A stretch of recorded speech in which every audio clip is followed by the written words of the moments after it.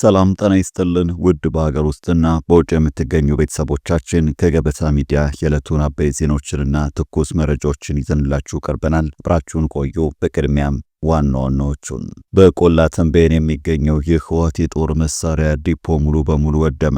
በዛሬው ዕለት ሚሽን 369 የሚል መጠሪያ ስም በተሰጠው በአየር ኃይል ልዩ ኦፕሬሽን በቆላ ተንቤን በተፈጸመ የተሳካ ድብደባ ህወሓት ለዓመታት ያከማቸው የጦር መሳሪያ ወደ አመድነት መቀየሩም ተሰምቷል። በሰሜን ኢትዮጵያ ስለቀጠለው ጦርነት ከግንባር የወጡ አዳዲስ መረጃዎችን ታደምጣላችሁ።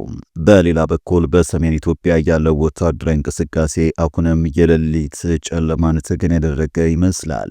በማዕከላዊ ትግራይ ሌሊቱን ሙሉ የዘለቀም የድሮን አሰሳና የአየር ድብደባ እንደነበረም የተገለጸ ሲሆን ይህ ከሰማይ የወረደ ጥቃት በንጹሃን ዜጎች ላይ ጉዳት ማድረሱ ሁኔታውን ይበልጥ አሳዛኝ አድርጎታል።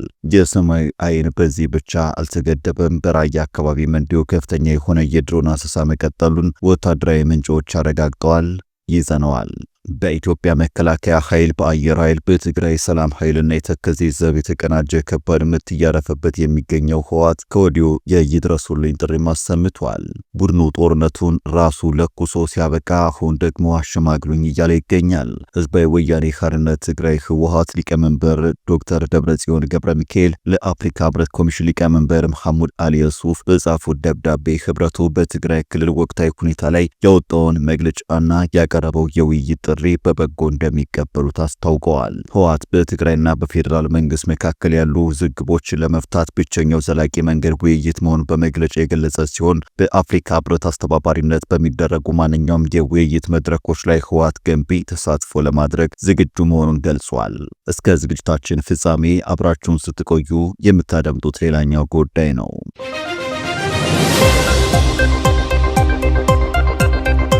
ቻናሉን ሰብስክራይብ፣ ቪዲዮ ላይክ በማድረግ እስከ ፍጻሜው አብራችሁ እንድትቆዩ በአክብሮት እንጠይቃለን። ወደ ቀዳሚው ጉዳያችን እናመራለን። በቆላ ተንቤን የሚገኘው የህወሓት የጦር መሳሪያ ዲፖ ሙሉ በሙሉ ወደመ። በዛሬው ዕለት ሚሽን 369 የሚል መጠሪያ ስም በተሰጠው የአየር ኃይል ልዩ ኦፕሬሽን በቆላ ተንቤን በተፈጸመ የተሳካ ድብደባ ህወሓት ለዓመታት ያከማቸው የጦር መሳሪያ ወደ አመድነት መቀየሩ ተሰምቷል። በሰሜን ኢትዮጵያ ያለው ወታደራዊ እንቅስቃሴ አሁንም የሌሊት ጨለማን ተገን ያደረገ ይመስላል። በማዕከላዊ ትግራይ ሌሊቱን ሙሉ የዘለቀው የድሮን አሰሳና የአየር ድብደባ እንደነበር የተገለጸ ሲሆን ይህ ከሰማይ የወረደ ጥቃት በንጹሃን ዜጎች ላይ ጉዳት ማድረሱ ሁኔታውን ይበልጥ አሳዛኝ አድርጎታል። የሰማይ አይን በዚህ ብቻ አልተገደበም። በራያ አካባቢም እንዲሁ ከፍተኛ የሆነ የድሮን አሰሳ መቀጠሉን ወታደራዊ ምንጮች አረጋግጠዋል። በሌላ በኩል የትግራይ ውስጣዊ የፖለቲካና ወታደራዊ ቁመና መልክ እየቀየረ መሆኑን የሚያመላክቱ መረጃዎች ከዋጅራት አካባቢ እየወጡ ነው። በዚያ ስፍራ በህወሓት ታጣቂዎችና ራሱን ሐራ መሬት ብሎ በሚጠራው ቡድን መካከል ከፍተኛ ውጊያ እየተካሄደ መሆኑን ተዘግቧል። ይህ ከህወሓት የተገነጠለው ቡድን በፌዴራል መንግስቱ ድጋፍ እንደሚደረግለት የሚነገር ሲሆን ይህም ግጭቱ በክልሉ ውስጥ አዲስና ውስብስብ የኃይል አስተላለፍ እየፈጠረ መሆኑን ጠቋሚ ነው። በምዕራብ ትግራይ ጸለምት አካባቢ ያለው ውጥረት እንደቀጠለ ሲሆን አስገራሚ ታክቲካዊ ለውጦችም እየታዩ ነው። ህወሓት ከተወሰኑ የፋኖ አመራሮች ጋር ለመደራደር ጥረት እያደረገ ነው የሚሉ መረጃዎች መውጣታቸው የብረት ትግሉ በታክቲካል ስልት እየታጀበ መሆኑን ያሳያል። በተጓዳኝ የኤርትራ ኃይሎች ወደ ግጭቱ እንዳይገቡ ለመከላከል በሚል የፌዴራል መንግስቱ በአዋሳኝ የድንበር አካባቢዎች ላይ ከፍተኛ የድሮን አሰሳ እያደረገ መሆኑን የተነገረው ይህም ቀጠናው አሁንም በባሩድ ጭስ በውስጣዊ ሽኩቻና በድንበር ስጋት ውስጥ መሆኑን ያሳያል።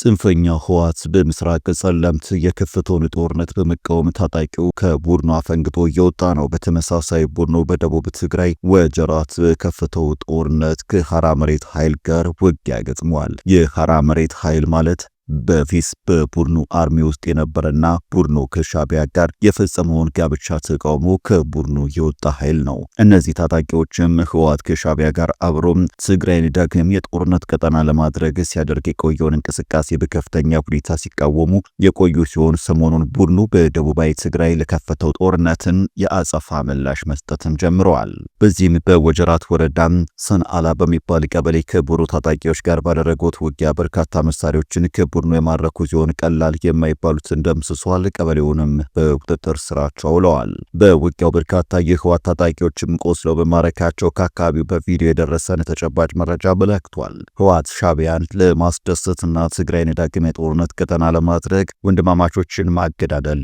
ጀምሯል። በሌላ በኩል በኢትዮጵያ መከላከያ ኃይል፣ በአየር ኃይል፣ በትግራይ ሰላም ኃይልና የተከዜ ዘብ የተቀናጀ ከባድ ምት እያረፈበት የሚገኘው ህወሓት ከወዲሁ ይድረሱልኝ ጥሪ አሰምቷል። ቡድኑ ጦርነቱን ራሱን ለኩሶ ሲያበቃም አሁንም ደግሞ አሸማግሉኝ እያለ ይገኛል። ህዝባዊ ወያኔ ሓርነት ትግራይ ህወሓት ሊቀመንበር ዶክተር ደብረጽዮን ገብረ ሚካኤል ለአፍሪካ ህብረት ኮሚሽን ሊቀመንበር መሐሙድ አሊ ዩሱፍ በጻፉት ደብዳቤ ህብረቱ በትግራይ ክልል ወቅታዊ ሁኔታ ላይ የወጣውን መግለጫና ያቀረበውን የውይይት ጥሪ በበጎ እንደሚቀበሉት አስታውቀዋል። ህወሓት በትግራይና በፌዴራል መንግስት መካከል ያሉ ውዝግቦችን ለመፍታት ብቸኛው ዘላቂ መንገድ ውይይት መሆኑን በመግለጫ የገለጸ ሲሆን በአፍሪካ ህብረት አስተባባሪነት በሚደረጉ ማንኛውም የውይይት መድረኮች ላይ ህወሓት ገንቢ ተሳትፎ ለማድረግ ዝግጁ መሆኑን ገልጿል። ህወሓት ይህንን መግለጫ ያወጣው በትግራይ ክልል ውስጥ ባሉ ወቅታዊ አለመረጋጋቶች ምክንያት የአፍሪካ ህብረት አሳሳቢነቱን በገለጸበት ወቅት ነው። ህወሓት ለህብረቱ በሰጠው ምላሽ በክልሉ ያለውን ውጥረት ለማርገብና የሰላም ስምምነቱ ሙሉ በሙሉ ተግባራዊ ለማድረግ የህብረቱን ከፍተኛ የሽምግልና ሚናም እንደሚፈልግ በግልጽ አመልክቷል። ነገር ግን ብዙዎች ህወሓት ሽምግልና መፈለጉ ጥሩ ሆኖ ሳለ የቡድኑ ነገር ግን ሲፋጅ በማንኪያ ሲቀዘቅዝ በእጅ ሆኗል ሲሉ ተችተዋል። ቡድኑ ሁሌም በጦርነት አላዋጣ ሲለው ወደ ድርድር መጠጋቱን ሊታረም የሚገባው ጉዳይ እንደሆነ በማንሳት አሁንም ብዙ የትግራይ ልጆች ከማለቃቸው በፊት ድርድሩ ከተሳካ አንድ ተስፋ መሆኑንም ገልጸዋል።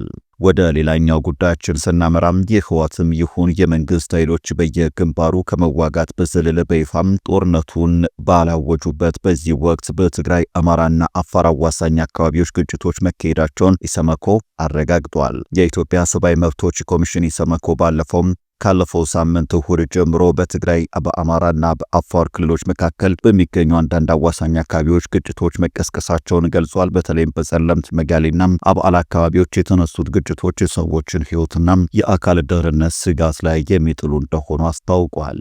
የኢሰመኮ መግለጫ እንደሚያስረዳው ሶስቱን ክልሎች በሚያዋስኑት ስፍራዎች ግጭት የተነሳው ከእሁድ ጥር 17 ቀን ጀምሮ ነው። መግለጫው ግጭት ተካሂዶበታል በሚል የጠቀሰውን አንዱ ስፍራ የትግራይ እና አማራ ክልሎች የሚወዛገቡበት ጸለምትን ነው። የዜና ወኪሎቹ ሮይተርስ እና አጃንስ ፍራንስ ፕረስ ኤኤፍፒ የደህንነትና የዲፕሎማቲክ ምንጮችም ዋቢ አድርጎ ባወጣቸው ዘገባዎች በዚህ ስፍራ ላይ የትግራይ ኃይሎች ከኢትዮጵያ ሰራዊትና ከአማራ ሚሊሻዎች ጋር ውጊያ ማድረጋቸውን አመልክቷል። በኢሰመኮ መግለጫ ላይ ትግራይና አፋር ክልሎችን በሚያዋስኑ ስፍራዎች የሚገኙት መጋሌና አብዓላ አካባቢዎችም ተጠቅሰዋል። በዚህም ሳምንት ግጭት እንደተካሄደበት የተገለጸው አፋር ክልል መጋሌ ወረዳ ባለፈው ጥቅምት መጨረሻ ላይ ተመሳሳይ ሁኔታ ውስጥ ገብቶ ነበረ። የክልሉ መንግስት በወቅቱ ባወጣው መግለጫ የህወሓት ቡድን በወረዳው በምትገኘው ቶንሳ ቀበሌ ላይ የከባድ መሳሪያ ተኩስ መክፈቱ በመግለጽ ነበረ። የወረዳው ዋና አስተዳዳሪም ጥቃቱ የከፈቱት የትግራይ ኃይሎች ወደ 15 ኪሎ ሜትር ዘልቀው መግባታቸውንና 6 መንደሮች መቆጣጠራቸውን ለቢቢሲ ተናግረውም ነበረ። በዚህም ምክንያት በ10 ሺዎች የሚቆጠሩ የቀበሌዋ ነዋሪዎች እንደተፈናቀሉ ተነግሯል። በእነዚህ አዋሳኝ አካባቢዎች ከተቀሰቀሰው ግጭት ጋር በተያያዘ የሰብአዊ መብቶች ሁኔታ እየተከታተለ እንደሆነ የገለጸው ኢሰመኮ በተለይም በጸለምት ወይም ጠለምት በመጋሌና በአብዓላ አካባቢዎች የተከሰቱ ግጭቶች ስጋት መፍጠራቸውን አስታውቋል። ተቋሙ ከሚያከናውነው መደበኛ የሰብአዊ መብቶች ክትትልና ምርመራ ጎን ለጎን ለጉዳይ የሚመለከታቸው አካላት በማነጋገርም የተፈጠረውን ግጭት በውይይት የሚፈታበትን ሁኔታ ለማመቻቸት ጥረት እንደሚያደርግ አስታውቋል። በቀጣይ መረጃ ከወልቃይት አስቸኳይና ጥብቅ መግለጫ ተሰጠ። የወልቃይት ጠገዴ አማራ ማንነትና ወሰን አስመላሽ ኮሚቴ የሰጠው መግለጫም እንዲህ ይላል። የኢትዮጵያ ብሔራዊ ምርጫ ቦርድ 7ኛውን አገራዊ ምርጫ አስመልክቶ የምርጫ ክልልና ምርጫ ጣቢያዎች ዝርዝር መረጃ ይፋ ማድረጉ ይታወቃል። በዚህ መሰረት የወልቃይት ጠገዴ ሰቲት ሁመራ ዞን ምዕራብ ትግራይ በሚል ምድብ ስር ተጠቅሰው ተመልክተናል። እንዲሁም ምርጫ ቦርዱ ለወደፊቱ በመሬት ላይ ያለውን ተጨባጭ ሁኔታ በመዳሰስና በመገምገም በመገምገም አስፈላጊ ሆኖ ሲገኝ ተጨማሪ መረጃዎችን ለህዝብ ይፋ እንደሚያደርግ አስታውቋል። ዳሩ ግን የወልቃይት ጠገዴ አማራ ማንነትና ወሰን ጥያቄም ከ2008 ጀምሮ ለፌዴሬሽን ምክር ቤት፣ ለትግራይ ክልል ምክር ቤትና አስተዳደር እንዲሁም ለአማራ ክልል መንግስት ማቅረቡ ይታወቃል። በመሆኑም ህወሓት በድርጅቱ ውሳኔ አካባቢውን ከ1984 ጀምሮ ህገ መንግስቱ ከመጽደቁ በፊት በጉልበትና ከወልቃይት ጠገዴ የአማራ ህዝብ ፍላጎትና ፈቃድ ውጪ ወደ ትግራይ ክልል ማካለሉ ይታወሳል። ስለሆነም አካባቢያችን ለሶስት አስርት ዓመታት አማራዊ ማንነቱ ተደፍጥጦና የትግራይ ማንነት ተጭኖበት መቆየቱ ይታወቃል። ወልቃይት ጠገዴ ሰቲት ሁመራ ዞን በሀገራችን የሰሜኑ ጦርነት ህግ ማስከበር ዘመቻ ወቅት ማለትም ከጥቅምት 24 2013 ጀምሮ በተወሰደው እርምጃ ከህወሓት አገዛዝ ነጻ በመውጣት በአማራ ብሔራዊ ክልላዊ መንግስት ዞን ደረጃ ተደራጅቶም በአራት የገጠር ወረዳዎች 5 የከተማ መስተዳደሮችና 93 ቀበሌዎችን ይዞ ራሱን በማስተዳደር ላይ ይገኛል። በተጨማሪም የነጻነት ማግስትም በአቶ አደም ፋራ የኢፌዴሪ ፌዴሬሽን ምክር ቤት አፈ ጉባኤ የተመራ ልዑክ ቡድን ስለ አካባቢዎቹ የህዝብ ፍላጎትና ሁኔታም ዳሰሳዊ ጥናት በማድረግም ሪፖርት ማድረጋቸው አይዘነጋም። የወልቃይት ጠገዴ ሰቲት ሁመራ ዞን ህዝብ አማራ ነኝ እንጂ አማራ እንሁን አላልንም በሚል መሪ ቃል በተደጋጋሚ ድምጹን በተለያየ መንገድ ማሰማቱ የአደባባይ ሚስጥር ነው። ስለሆነም ግንቦት 24 ቀን 2018 የሚደረገው ሀገራዊ ምርጫም በሰላም እንዲጠናቀቅ ከወዲሁ የበኩላቸውን ድርሻ ለመወጣት ዝግጁ መሆናችንን እያረጋገጥን የወልቃይት ጠገዴ ሰቲት ሁመራ ዞን ላለፉት 5 ዓመታት በአማራ ክልል አስተዳደር ስር ሆኖ መቆየቱ እየታወቀም የኢትዮጵያ ብሔራዊ ምርጫ ቦርድ በትግራይ ክልል የምዕራብ ትግራይ ምርጫ ክልል ስራ አድርጎ መመደቡን ተገቢነት ስለሌለው ቦርዱ ይህንን ነባራዊ ሁኔታ በመገንዘብ የማስተካከያ እርምጃ በመውሰድ ዞኑ በአማራ ክልል ስር ሆኖ ምርጫ እንዲካሄድ ስንል በአክብሮት እንጠይቃለን ሲልም የወልቃይት ጠገዴ አማራ ማንነትና ወሰን አስመላሽ ኮሚቴ በመግለጫው አሳውቋል። ወደ ተመልካቾቻችን ለዛሬ ያዘጋጀንላችሁ አበይ ዜናዎች እነዚህ ነበሩ። ገበታ ሚዲያን ሰብስክራይብ በማድረግ ቤተሰብ ይሁኑ። ጤና ይስጥልን።